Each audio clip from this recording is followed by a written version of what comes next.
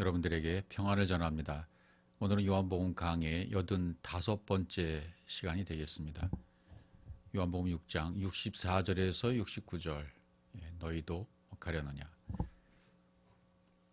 이 복음의 여정을 가는 길에는 때때로 수많은 선택을 하게 되어 있고요. 신앙의 여정이 아니더라도 우리 일상적인 삶, 신앙 속에 들어가서 삶과 이렇게 어우러져서 살아가는 모든 사람들에 있어서는 선택이 반드시 필요합니다. 선택을 안 하는 사람이 없죠. 예수님의 제자들이 있고 무리들이 있는데 많은 무리들은 어떤 선택을 했습니까? 무리들, 오합지졸, 군중, 이 오합지졸 같은 무리들은 예수님 말씀을 듣고 떠나가는 선택을 하죠. 너무 어렵습니다. 내 걸림이 되었습니다. 다시는 같이 못 다니겠어요. 이런 반응이 나오는 것이고요. 그다음에 제자로 남아서 나중에 사도화가 될 그런 과정까지 계속 가는 사람들은 어떻습니까? 자기가 그동안 들었던 말씀을 통해서 베드로처럼 고백을 하는 거죠.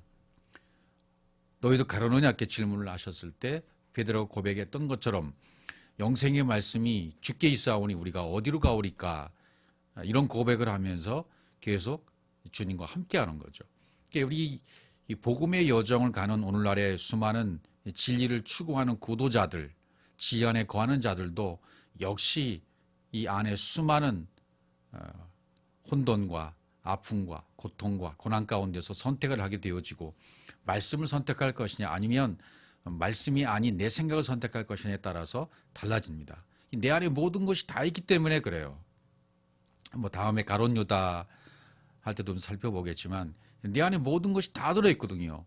12제자의 속성, 속사람의 어떤 사단의 속성, 우리 안에 감추어진 어떤 속성들이 너무너무 많기 때문에 모래알같이 수많은 그런 어떤 보여지지 않는 악의 성향들이 내 안에 대적하는 것들이 너무 많아요. 그것이 전부 걸러져서 없어지고 정화되고 말씀으로 하나가 되어야 되잖아요. 오늘 여기에도 그러니까 주님께서 너희도 가려느냐 질문을 하는 그런 장면이 나오고 베드로가 고백하는 장면이 나오게 되어집니다. 64절부터 보시면 그러나 너희 중에 믿지 아니하는 자들이 있느니라 하시니, 예수께서 믿지 아니하는 자들이 누구며 자기를 팔자가 누구인지 처음부터 아심이로라. 그렇죠. 우리 주님은 이 성경의 말씀은 우리 심장 폐배를 찔러서 파고 들어오시는 말씀들입니다. 그냥 예수님은 단지 말씀 말과 행동을 이렇게 보시는 게 아니죠. 중심을 보는 거죠. 처음부터 아심이라고 그러잖아요. 처음부터 아십니다. 그러니까 중심을 보신다는 말이 무슨 말이겠습니까? 이건 그 옛날 사무엘이 왕으로 세울 때 7명의 그 이새의 아들들이 쭉 지나갔는데 불구하고 아니야 그러니까 당황하잖아요. 사무엘이 처음에 엘리압을 봤을 때, 첫 아들을 봤을 때 막 마음에 딱 들어요. 그래서 이 사람에게 기름 부어야 되겠는데 하나님 아니야. 계속 둘째 아들 셋째 아들 쭉 지나가는데 아무도 없는 거예요. 그러니까 이새한테 물어보잖아요. 여기 니들 아들이, 당신 아들이 다 있는 겁니까? 아니요, 말짝 하나 있는데 좀 변변치 않은 자입니다. 이렇게 얘기하는 게 누구예요? 다윗이잖아요. 다윗에게 기름을 붓거든요. 그럼 사무엘상 16장 7절에서 뭐라고 말합니까?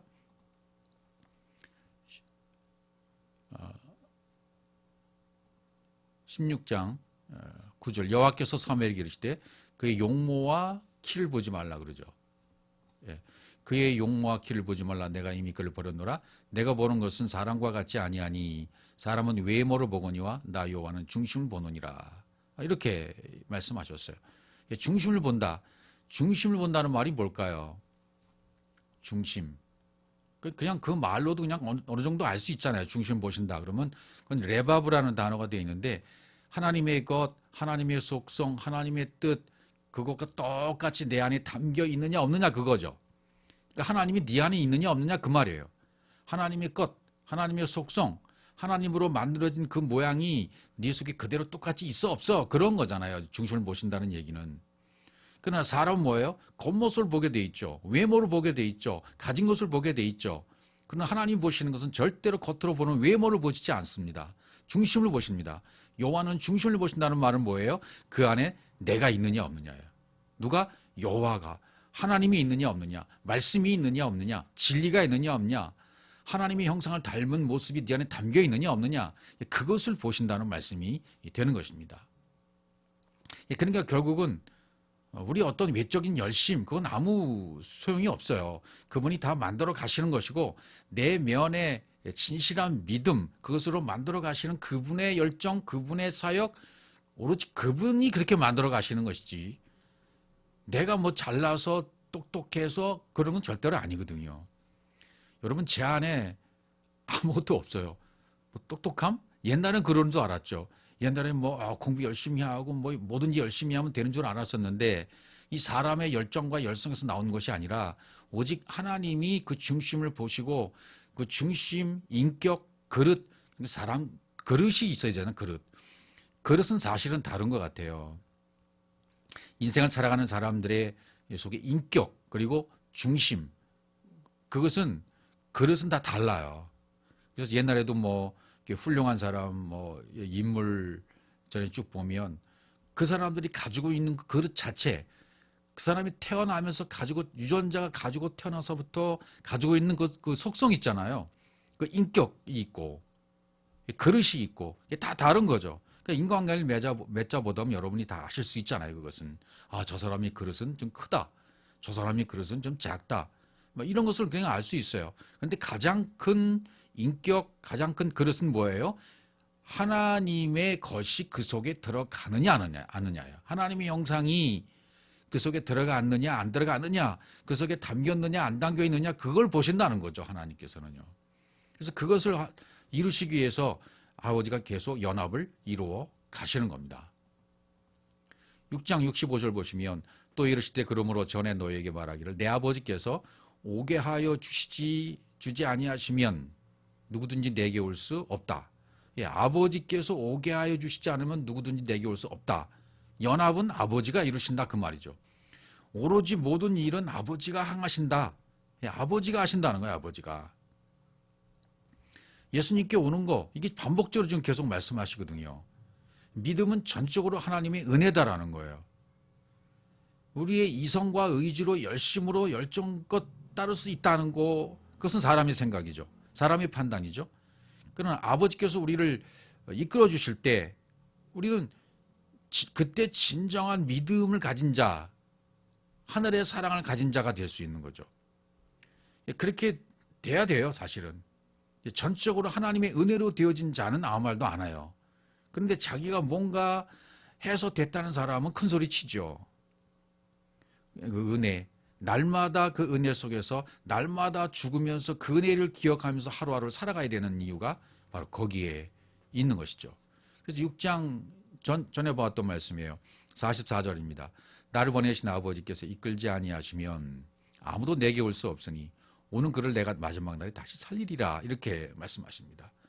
아버지께서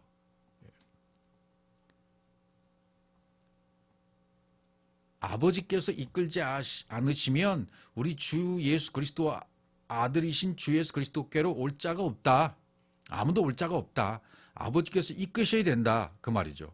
이건 오직 아버지가 하시는 일이다 말이죠. 아버지가 이끈다, 인도하신다, 그것은 말씀으로 이끌어 가시는 거죠. 그 다음 말씀 보셔도 6장 45절입니다. 선지자의 글에 그들이 다 하나님의 가르침을 받으리라 기록됐은즉 아버지께 듣고 배운 사람마다, 이렇게 돼요.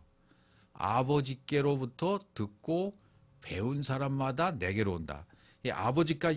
아버지께서 열어놓으신 그것을 듣고 귀를 달아주시면 달아주신 그 귀로 듣고, 하늘이여 들으라, 땅이여 귀를 기울이라 말씀하실 때 들을 귀가 딱 들려져서 그 음성을 듣는 사람, 그리고 배운 사람. 배웠다는 말은 뭐예요? 라맛. 하나님이 공급하신 그대로 진리가 내 속에 담긴 거죠. 하나님이 가르쳐 주시면 그대로 담는 사람이에요. 자기 그릇에다가 담는 사람이에요. 이렇게 되어야만 된다는 거죠. 하나님의 가르침을 다 받습니다. 누구든지 받습니다. 자연을 통해서도 받고 공기를 통해서도 받고 물을 통해서도 받고 식물을 통해서도 받고 동물을 통해서도 받고 모두가 다 하나님의 가르침을 받게 되어 있어요. 공급을 받게 되어 있어요. 그것이 이게 아버지께로 오는 것이로구나라고 깨닫고 눈에 보이는 걸 통해서 보이지 않는 영혼으로의 세계를 깨달은 자들은 아버지께로 아들로 오는 거죠. 아버지께서 이끄시면 아들에게로 오는 자들이고 결국은 그 아들과 아버지는 하나니까 결국 아버지께서 이끌어 주시면 그 아들에게로 오게 돼 있고 아들에게 오게 되는 자는 아버지와 하나가 되는 거죠. 결국은 연합이 된다 그 말이죠. 연합이란 이 말도 참 중요한 말이잖아요.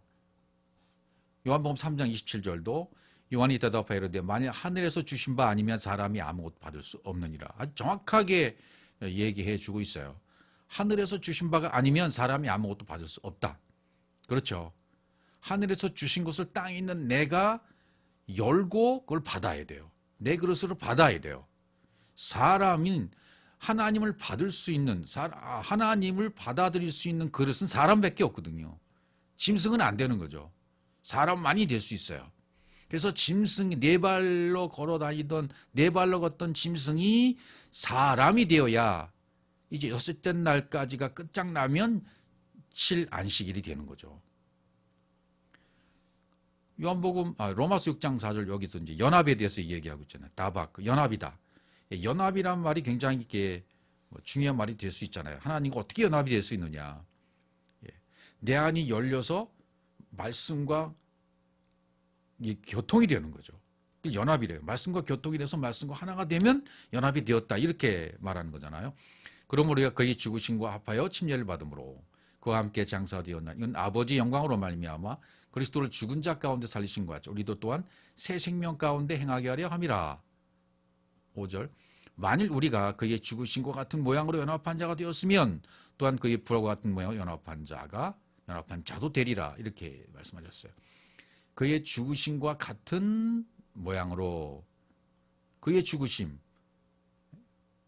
무트의 죽음, 다나토스의 죽음, 신약은 헬라어는 다나토스라고 하고 히브리는 무트라고 말하잖아요. 그럼 이게 본받아 번역이 다 다르잖아요. 그의 죽으심을 본받아 라는 말은 같은 모양으로 같은 이런 뜻이거든요. 그럼 죽으심을 본받았다는 얘기는 뭐죠? 죽으심을 본받았다. 주님의 뜻과 주님이 십자가에서 죽으신 죽음과 똑같은 죽음으로 말미암아 진리가 완성된 그런 모습을 말하는 거죠. 죽으심과 같은 모양. 무트의 죽음과 같은 죽음을 죽은 자가 연합이 되는 거죠. 죽음과 연합이 되었으면 부활과도 똑같은 모양의 연합한 자가 된다. 죽음과 연합, 부활과 연합 이렇게 지금 되어 있잖아요. 그러면 본받아 같은 모양으로가 뭐예요? 진리가 열려서 그 진리가 내 안으로 운반돼 들어옴으로 말미암아 내 안에 당겨버린 거예요. 그리고 본받았다. 같은 모양이 됐다. 같은 모양이 됐다는 말은 그분의 것이 내 속에 들어와서 담겼다. 그런 의미입니다. 그런 뜻이에요. 하나님이 내 속에 쑥 들어와서 담겼다. 그런 의미가 되는데 무트 죽음과 같은 모양으로 연합이 되었고 그 다음에 부활과 같은 모양으로 연합 이렇게 됐단 말이죠. 이게 사실은 같은 말인데 지금 이렇게 좀 따로 떨어뜨려 놓고 설명하다 보니까 그래요. 죽으심과 같은 모양, 부활과 같은 모양. 죽으심과 같은 모양이 되었으면 부활 생명이 들어온 거잖아요. 그럼 하나님의 생명이 들어온 상태예요. 그걸 부활 생명이라고 그러는 거잖아요. 같은 모양이 됐어. 그때 그걸 연합이 되었다 이렇게 말하는 거죠.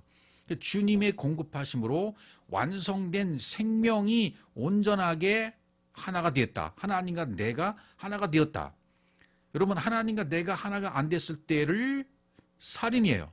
죄예요. 부정이에요. 적합하지 않은 거예요.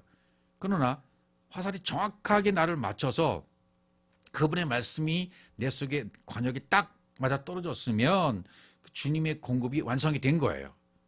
생명으로 온전하게 된 거예요. 죽음으로 무트, 진리로 완성이 된 거고 부활로 하이, 생명이 사역으로 완성이 된 거예요. 생명이 사역으로 완성된 게 하이, 생명이에요. 부활이에요, 부활. 예. 그러니까 죽음과 부활, 사실 이게 같은 의미예요. 죽었다라는 것은 진리가 내 안에서 완성되었다.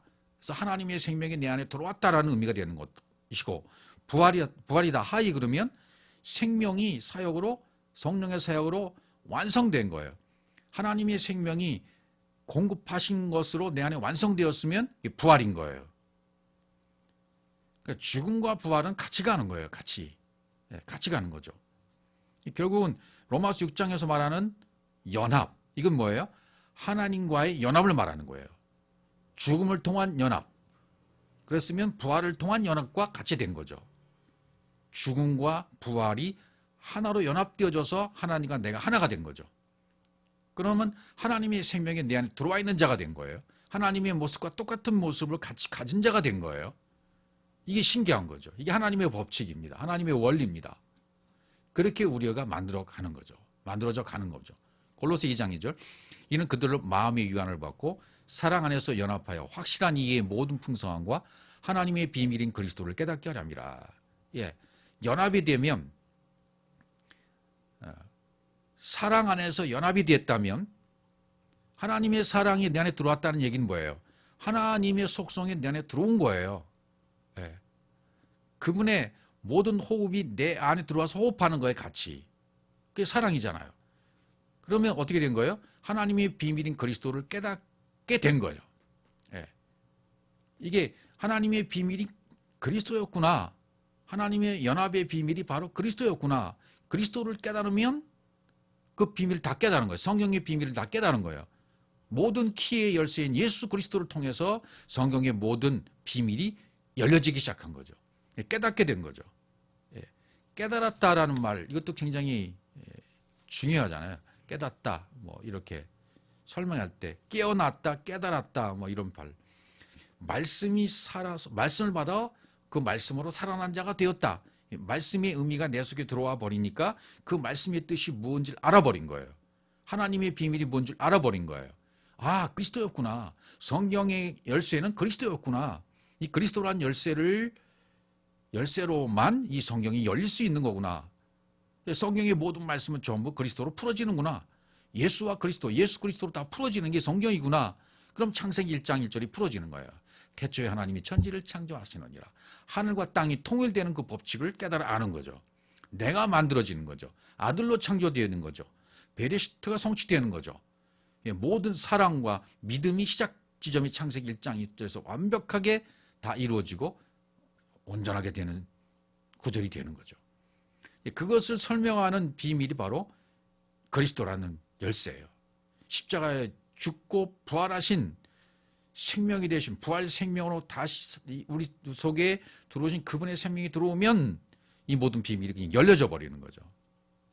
이게 신비한 일입니다. 이게 순간적으로 이루어져 버리니까 이 성경의 모든 말씀들이 풀어지는 거예요.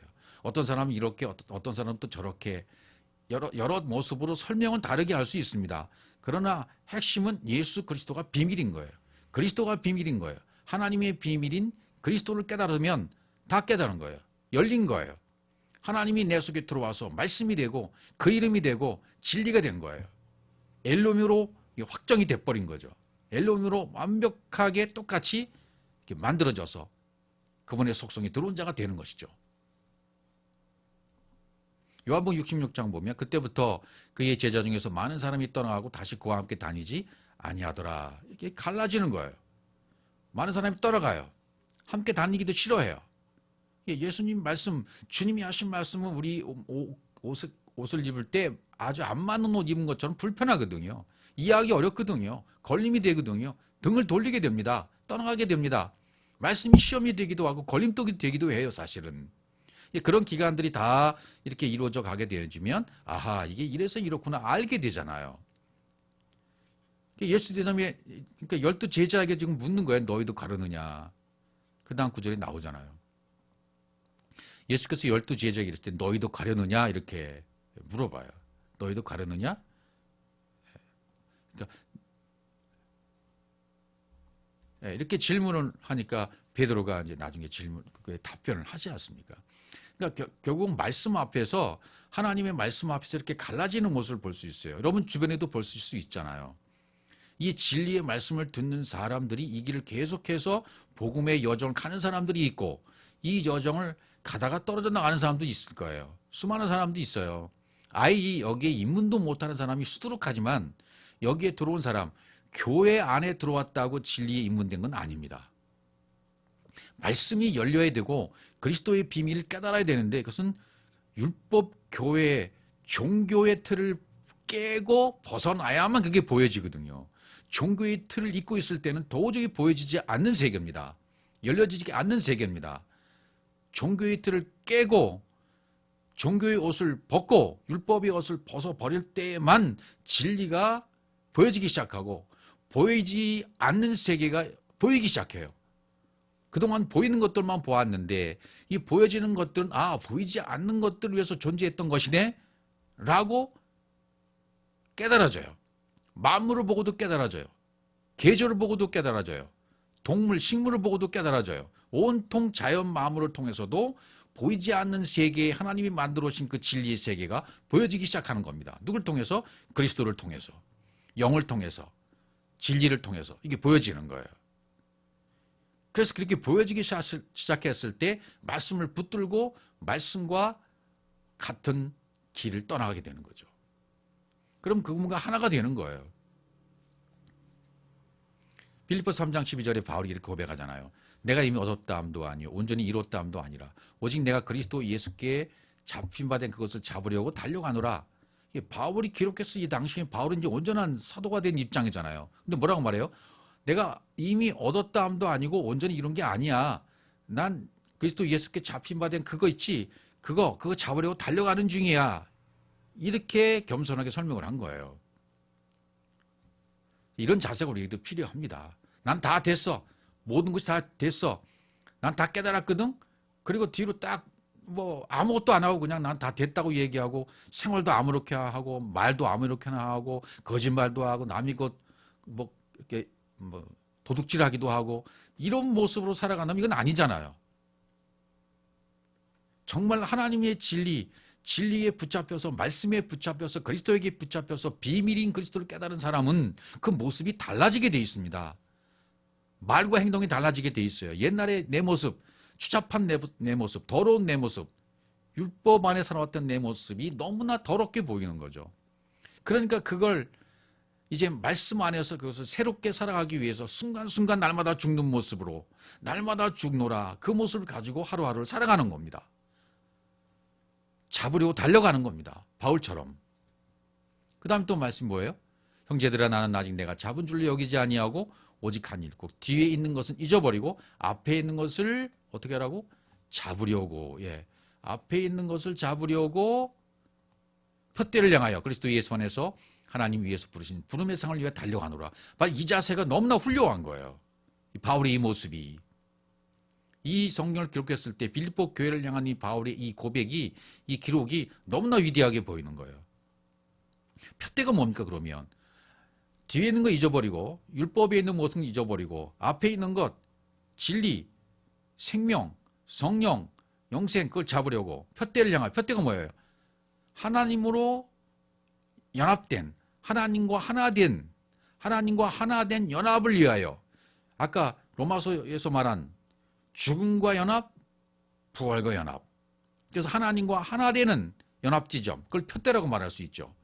아들로 창조되는 부분, 창세기 1장 1절로 되어진 그 푯대를 향하여 그걸 이제 푯대라고 얘기하는 거죠. 그 푯대밖에는 없어요. 다른 푯대는 없어요. 우리가 세워놓은 종교 안에서 세워놓은 믿음은 세상 것을 향해서 푯대를 세워요. 성공을 향해서, 물질을 향해서, 돈 많이 벌고, 좋은 집, 교회 개척, 선교, 큰 교회 짓고 이런 푯대의 목적들은 근본적으로 잘못된 목적들이에요. 그거 좋은 거 아니에요? 아니요, 그렇지 않습니다. 아들로 창조되고 창세기 1장 1절에 하나님의 연합이 안 된 상태에서 무엇을 할 수 있다는 얘기입니까? 그건 전부 인간의 욕심인 것입니다. 사람의 욕심, 인간의 교리와 전통과 또 인간이 만들어 놓은 기준, 믿음의 기준, 그것을 성취 위해서, 자기가 만들어낸 가치 기준의 성취를 위해서, 자기가 만들어낸 하나님으로 말미암아 만족하는 삶을 이루기 위해서 세우는 기준일 뿐이에요. 그러니까 큰 교회, 돈 많이 성공, 큰 기업, 그리스도를 위한 기업, 뭐 이렇게들 얘기하잖아요. 아닙니다. 그건 잘못된 표대예요. 표대는 오직 하나, 창세기 1장 1절 하나님으로 연합되는 것이고 아들로 창조되는 것이고 베레시트로 성취되는 것입니다. 그 표대밖에는 없어요. 그래서 부르심의 상을 위해 달려간다. 위에서 부르신 부름의 상, 이게 부름의 상이 뭐예요? 복음 진리잖아요. 복음이잖아요, 복음. 예, 우리의 상은 복음밖에 없어요. 이걸 위해서 쫓아가는 삶, 그게 우리의 신앙의 여정이어야 돼요. 이 땅에서 삶의 여정이어야 돼요. 이거 외에 다른 것이 있을 수 없는 겁니다. 마태복음 16장 21절부터 여러분 잘 아시는 장면들이 있죠. 예수님께서 이제 내가 죽임을 당하고 제3일에 살아나야 된다라는 제자들에게 가르치십니다. 그때 베드로가 뭐라 그래요? 예수를 붙잡고 항변하여 이르되 주여 그리 마옵소서 이 일이 결코 주께 미치지 아니하리다. 이렇게 자기 생각을 얘기해요, 베드로가. 이때 예수님 뭐라고 말씀하시나 보십시오. 예수께서 돌이키시며 베드로에게 이르시되 사탄아 내 뒤로 물러가라. 너는 나를 넘어지게 하는 자로다. 내가 하나님이라 생각지 않은 것 도리요 사람의 일을 생각하는도다 그랬어요. 사탄은 누가 사탄이에요? 다음 시간에 또 살펴보겠지만 이 사탄이라는 존재는 존재로 존재하는 것이 아니에요. 내 안에 다 있는 것들입니다. 겉사람과 속사람이 같이 내재하고 있는데 하나님을 반대하는 것이 사탄이에요. 하나님을 생각하지 아니하고 도리어 사람의 일을 생각할 때 대적자 입장에 있을 때 사탄이라고 그래요. 그러니까 내가 얼마든지 이 사탄 안에 있는 거죠. 예, 베드로처럼요. 베드로만 그런 게 아니잖아요. 그 다음에 또 예수님 뭐라고 그러세요? 이에 예수께서 제자들에게 이르시되 누군지 나를 따라오려거든 자기를 부인하고 자기 십자가를 지고 나를 따를 것이니라. 이게 답을 말씀하신 거예요. 무슨 답입니까? 나를 따라오려거든 이렇게 말하잖아요. 나와 같이 되려면 창세기 1장을 표대가 이루어지려면 하나님의 형상을 닮은 자가 되려면 베레시트가 성취되려면 아담의 하아담이 되려면 네가 진리로 완성되려면 자기를 부인하고 라가 되어야 된다. 자기 부인. 이 자기 부인이라고 하니까 많은 사람들이 자아를 죽여야 된다 하고 내 자아를 죽이기 위해서 엄청난 고행에 들어가기도 하고요. 아니요. 그런 거 아닙니다. 자기를 부인한다는 얘기는 이게 잘못 오역해서 그래요. 이 성경을. 이건 그를 부인하게 해요. 율법의 예수를 부인하고 땅을 부인하고 율법 자체를 부인하고 예수를 부인하고 그런 뜻이에요. 예수를 부인하고 율법을 부인하고 율법 안에 있는 나를 부인하고 자기 십자가를 지고 직접 십자가에서 죽는 죽음을 져야만 나를 따르게 된다. 그렇게 되면 예수를 부인하게 되고 율법을 부인하게 되고 땅을 부인하게 되고 뭐가 돼요? 그리스도가 된다. 진리가 된다. 하늘이 된다는 거예요. 하나님으로 말미암아 말씀으로 만들어진 자, 하나님 형상으로 만들어진 완전한 자가 되게 되면 하늘이 된다. 이 하늘이 된 자들이 말씀을 전할 수 있는 거예요. 하늘이 된 자들이. 그냥 이 진리의 말씀을 전달해 주어서 그들이 들었다고 해서 다 된 건 아니잖아요. 완벽하게 된 게 아니잖아요. 하나님이 하십니다. 사람이 하는 게 아니에요. 뭐 누가 이 말씀을 전했는데 그 사람이 전하면 다 받아들이고 잘 되더라. no, 아닙니다. 그 마치 사람이 하는 것처럼 그 어떤 특정한 사람이 말씀을 전하면 많은 사람이 받아들이더라. 일시적으로 그럴 수 있어요. 그러나 그 사람 끝까지 갑니까? 그 장담할 수 있어요? 안 그래요. 그렇지 않아요. 제가 해보니까 아닌 거예요. 아무리 이걸 전하고 해도 안 돼요. 내가 할 수 없어요. 나는 하는 사람이 아닙니다. 만들어가는 사람이 아닙니다. 지어지게 해지는 사람이 아니에요. 내가 하늘이 됐으면 하늘에 있는 말씀을 전하기만 하면 되는 거예요. 그럼 무엇을 완성하시는 분은 그분이 하십니다. 내가 하는 게 아니에요. 난 다만 심부름꾼이고 도구일 뿐이고 택배 배송일 뿐인 거예요. 말씀의 택배를 전해주는 자뿐인 거예요. 그것을 완성시키시는 분은 오직 그리스도뿐이십니다. 하나님뿐이십니다. 그러니까 누가 어떻게 해서 뭐 사람들 많이 모았다, 사람들이 많이 뭐 성장했다, 사람들이 말씀 잘 깨닫고 돌아온다. 자기를 자랑하면 안 돼요. 자기가 나서면 절대로 안 됩니다. 자기 이름이 드러나면 안 된다 그 말입니다. 남 그냥 내 이름 석자는 그냥 묻혀두고 그리스도를 닮은 자로서 닮아서 만들어진 자로서 그냥 그 역할만 감당하면 되는 것이에요. 내 이름을 절대로 내세워서는 안 됩니다. 나라는 존재가 이렇게 했다는 것을 나타내서도 안 됩니다.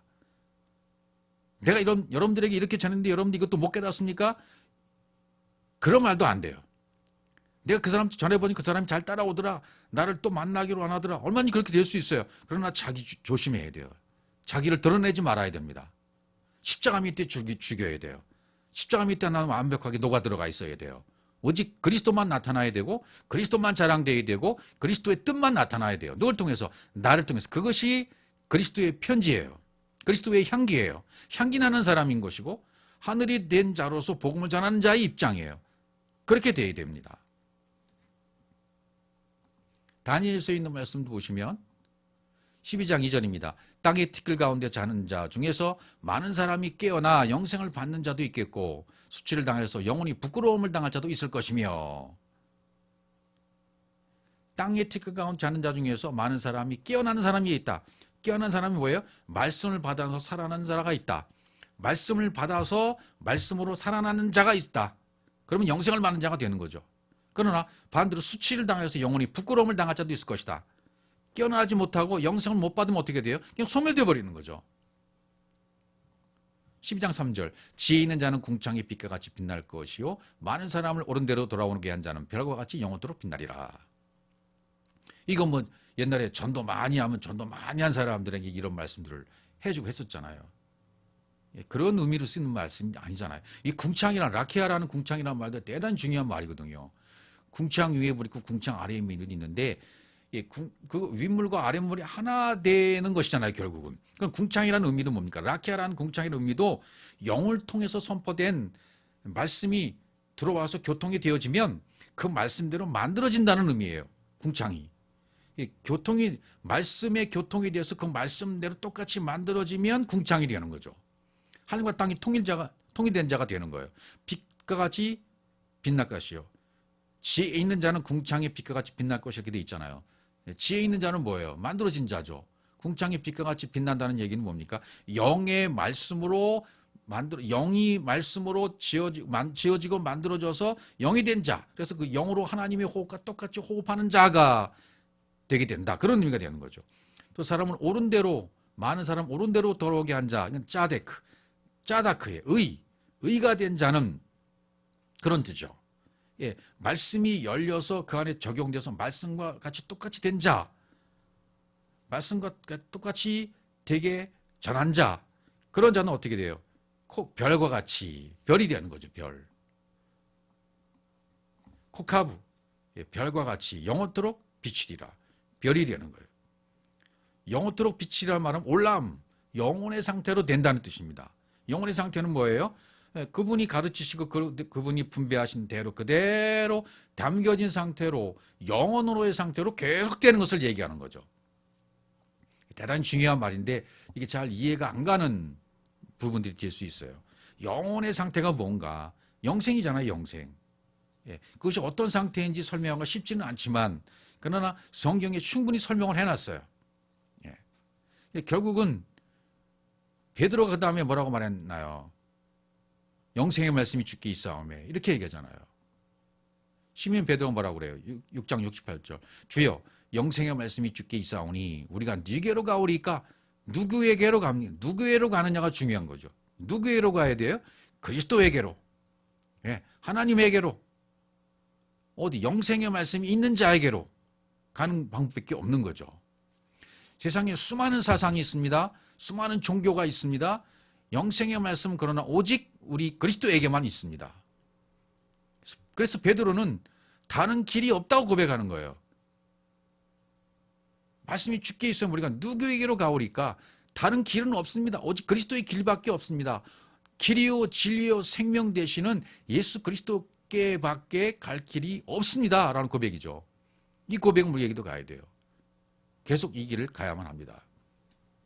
또 마태복음 6장 6절 우리가 주는 하나님의 거룩하신 자이신 줄 믿고 알았사옵나이다. 하나님의 거룩하신 자신 줄 믿고 알았다. 이렇게 주님에 대해서 깨달았단 말이죠. 말씀을 깨달았다. 거룩하신 자를 깨달았단 말이죠. 영생의 말씀이 여기 있는 줄 알았다면 다 깨달은 자가 된 거죠. 마태복음 16장 15절도 이르시되 너희는 나를 누구로 아느냐? 시몬 베드로 대답하여 이르되 주는 그리스도시요 살아계신 하나님의 아들이십니다 라고 고백했던 거죠.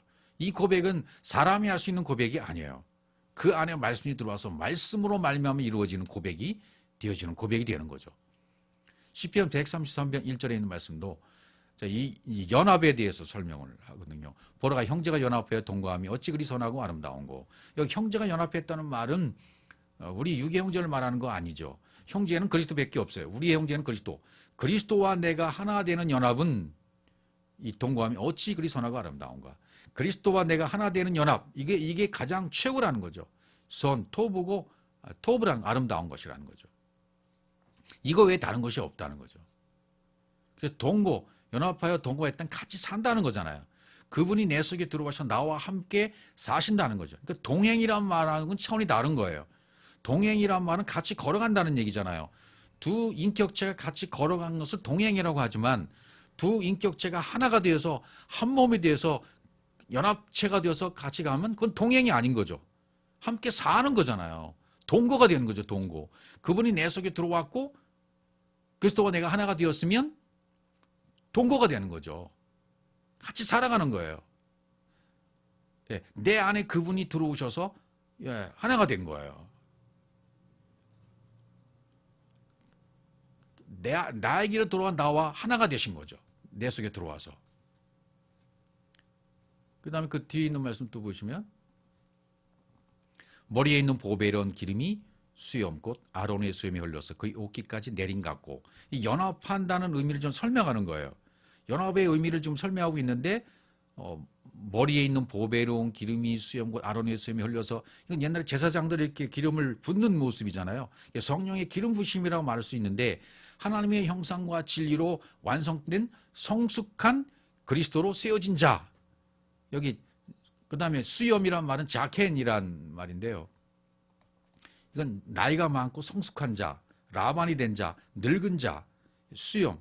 그러니까 제사장으로서 이게 모습을 보여주기도 하고, 완성된 자, 완벽한 제자가 된 자, 사도가 된 자. 그러니까 성령의 기름 부심으로 말미암아 성숙한 그리스도로 세워진 자를 설명하기도 하죠. 아론의 수염이 흘러서 이렇게 표현한 거 보면 그의 옷깃까지 내린 같고, 그걸 설명하는 거예요 지금. 성령의 기름 부으심으로 완성된 성숙한 그리스도로 세워진 자의 모습, 아론의 모습, 제사장 아론의 모습을 통해서 이렇게 설명하는 것이죠. 그거 갖고 그러잖아요 지금. 그 다음에 또 3절 보시면 혈몬의 이슬이 시온의 산들에 내린 같도다. 여기도 같다. 헐몬의 이슬이 시온의 산들에 내린 같다. 그건 또 뭐예요? 산이 됐다는 것은 영이 됐다는 거잖아요. 그러니까 혈몬의 이슬은 하나님의 진리의 말씀이잖아요. 하나님의 진리의 말씀이 시온의 산들에 내린 것은 뭐예요? 그것을 말씀이 내려온 것을 그대로 받아서 새겨져서 영이 된 자들, 시온의 산들이라고 말할 수 있겠죠. 그러니까 헐몬의 이슬이 시온의 산들에 내린 같다라는 것은 뭐예요? 하나님의 진리의 말씀이 내려서 그것을 받아 새겨진 영이 된 자들 안에는 뭐가 있다? 복이 있다. 복이 있는데 그 복은 뭐냐면 영생이다, 이런 말씀이에요. 여호와께서 복을 명령하셨나니 곧 영생이로다. 그 복이 바로 영생이라는 거예요. 이 복은 다른 복을 얘기하는 것이 아니라 영생의 복을 얘기하는 것입니다. 그러니까 우리가 성경을 읽을 때 복의 개념을 인간적인 개념으로, 땅의 개념으로 보면 안 되고, 이 복의 개념은 오직 하늘의 개념으로 보셔야 돼요. 영생의 개념으로 보셔야 돼요. 그래야 이 복이 온전한 복이 되는 것입니다. 이 땅에서 뭐 복 받았다 그래서 잘 먹고 잘 산다, 사업이 잘 된다, 뭐 집을 크게 지었다, 큰 아파트 이사 간다, 이게 복 받았다, 그런 개념이 아니라는 거예요. 성경에서 말하는 복의 개념은 영생의 개념으로 말씀하신 거예요. 하늘의 개념으로 말씀하신 거예요. 이게 오직 하나님의 말씀이, 진리의 말씀이 내 속에 내렸을 때 그것을 받아서 그것을 새겨서 영이 된 자들은 복을 받은 거예요. 영생이 그 속에 들어가 버린 거죠. 하나님의 생명이. 성경 그거 외에 다른 복을 말하지 않아요. 그런 영생을 받은 자의 삶은 이제 본인이 이 땅에서 살아가는 모습, 어떻게 살아가는 것이냐, 그 기준 위에 살아가기 때문에 그 삶의 기준과 가치가 다르기 때문에 진리의 삶으로 살아가면 날마다의 죽음 가운데 사는 삶이 되기 때문에 십자가에 죽는 죽음의 삶으로 계속 이어지는 삶이기 때문에 갈라디아서 2장 20절의 삶이 되는 것이죠. 그리스도가 되어서 그리스도로 살아가는 삶이 되는 것이죠. 그럼 차원이 다른 사람이 되는 거예요. 다른 삶이 되는 것이고 다른 모습이고 그 말과 행동에 있어서 그 삶에서 모든 것이 다르게 되어 있는 것입니다. 다르지 않다면 이 세상 사람과 똑같은 기준 살아간다면 그럼 문제가 있는 거죠. 변화가 안 된 거예요. 영생이 안 된 거예요. 그렇게 보면 틀림이 없는 것이죠. 모든 것을 말씀의 기준에 의해서 봐야만 된다 말이죠. 요한일서 5장 11절에서 그래서 어떻게 말씀하십니까? 그래서 영생은 말씀 안에 있는 거예요. 영생은 그리스도 자체이십니다. 영생은 하나님의 은혜와 약속이 성취되는 것입니다. 영생은 지금 내가 예수 그리스도를 버리신 자 예수 그리스도를 알았을 때부터 시작되는 것입니다. 여기 보세요. 요한일서 5장 11절. 그리고 증거는 이것이니 하나님이 우리에게 영생을 주신 것과 이 생명이 그의 아들 안에 있는 그것이니라. 이 영생 어디 있다고요? 이 생명 어디 있다고요? 아들 안에 있다. 아들 안에 있다는 것은 아버지께서 그렇게 보내신 자 안에 계신 것처럼 이 아들 안에 있는 생명인 거죠. 아버지 안에 있는 생명이 아들 안에 있는 것처럼 아들 안에 있는 생명은 아버지가 주신 것과 똑같은 거예요. 그래서 나와 아버지는 하나니라 라고 요한복음 10장 30절에서 말씀해 주셨던 거죠. 그 아들 안에 있는 생명, 그것과 같단 말이죠. 이것을 깨닫고 같이 가는 자들이 이것을 증거할 수 있는, 증거할 수 있는 거예요. 하늘이 된 자가 증거할 수 있는 증거가 바로 이런 것들입니다. 그래서 아들이 있는 자에게는 생명이 있고 하나님의 아들이 없는 자에게는 생명이 없다 이렇게 말하는 거죠. 아들이 있는 자는 하나님으로 또 보내심을 받은 자인 예수 그리스도, 하나님의 비밀이신 그리스도를 깨달아 알아서 그 아들이 있는 자에게는 아버지의 생명이 있는 것이고 하나님이 아들이 없는 자에게는 하나님의 생명이 없다 그 말이에요. 부활의 생명이 없다라는 거죠. 아들로 성취가 된 자, 창세기 1장 1절에 성취가 된 자, 그 성취가 된 자 안에는 아버지의 생명이 있는 것입니다. 부활 생명이 있는 것입니다. 진리의 생명이 있는 것입니다. 말씀이 있는 것입니다. 13절 요한일서 5장 13절 내가 하나님의 아들의 이름을 믿는 너에게 이것을 쓰는 것은 이 성경을 기록하는 목적은 뭐라 그랬어요? 너희로 하여금 너희에게 뭐가 있음을? 그렇죠. 영생이 있음을 알게 하려 하십니다. 이거 요한복음 20장 31절과 동일해요. 너희로 하여금 하나님의 아들 예수 그리스도를 믿게 하고 그 믿음으로 말미암아 영생이 있음을 알게 하려 하심이란 말이죠. 하나님의 아들의 이름을 믿는 너희에게 하나님의 아들의 이름을 믿는다는 것은 뭐예요? 아들로 만들어졌다. 창세기 1장 1절이 이루어졌다. 그런 얘기가 똑같은 거죠. 이 영생이 있음을 알게 하기 위해서, 영생을 깨닫게 하기 위해서 이 성경을 기록했다는 거죠. 성경 66권 구약과 신약의 모든 말씀이 기록되어 있는 이유는 영생, 하나님의 비밀인 그리스도를 깨달아 그 아들의 생명, 아버지의 생명, 영생이 있음을 알게 하기 위해서 기록했다라고 성경은 말하고 있는 것입니다. 다른 목적은 없는 거죠. 그래서 요한복음 17장 3절 뭐라 그래요? 영생은 곧 유일하신 참 하나님과 그가 보내신 자 예수 그리스도를 아는 것이다. 예수 그리스도를 알았다는 것은 하나님의 비밀인 그리스도를 깨달아 알았다는 거잖아요. 그럼 예수 그리스도를 알았다는 건 그때부터 영생이 시작되는 거죠. 천년왕국이 시작되는 거나 똑같아요. 디도스 1장 2절 영생의 소망을 위함이라. 이 영생은 거짓이 없으신 하나님이 영원 전부터 약속하신 것인데 이렇게 말해요. 영원 전부터 약속하신 영생의 소망. 이건 거짓이 없는 것이다. 이 영생의 소망 때문에 이 약속이 이루어지게 하신다. 이 약속을 이루시는 분은 전적으로 아버지십니다. 영원 전부터 약속하신 약속은 반드시 아버지가 이루십니다. 그 위에서 나가는 말도 헛되이 돌아가지 아니하고 명하여 이루는 걸 반드시 성취하신다. 이루신다. 경영하신다. 성취케 하신다. 네 안에서. 로마서 6장 20절 그러나 이제는 너희가 죄로부터 해방되고 하나님께 종이 되어 거룩함에 이르는 열매를 맺었으니 그 마지막은 뭐라고요? 영생이니라. 마지막이 영생이라고 지금 설명하고 있습니다. 열매를 맺었는데 그 마지막이 영생이다. 추수를 해보고 나면 추수의 열매를 다 맺고 나면 그 추수의 열매가 뭐냐면 영생이라는 것입니다. 예. 그래서 이렇게 22절에 설명하는 거예요. 그래서 23절에 뭐라고 그럽니까? 여기 20절에서 죄로부터 해방됐다는 말은 뭐예요? 하나님과 연합이 되었다는 의미로 해석을 하셔야 되는 거고, 죄의 삭은 사망이요 23절 하나님의 은사는 그리스도 예수 우리 주 안에 있는 영생이라 이렇게 로마서 6장 23절이 얘기해요. 뭐 옛날부터 암송하던 말씀이었잖아요. 죄의 삭은 사망이다.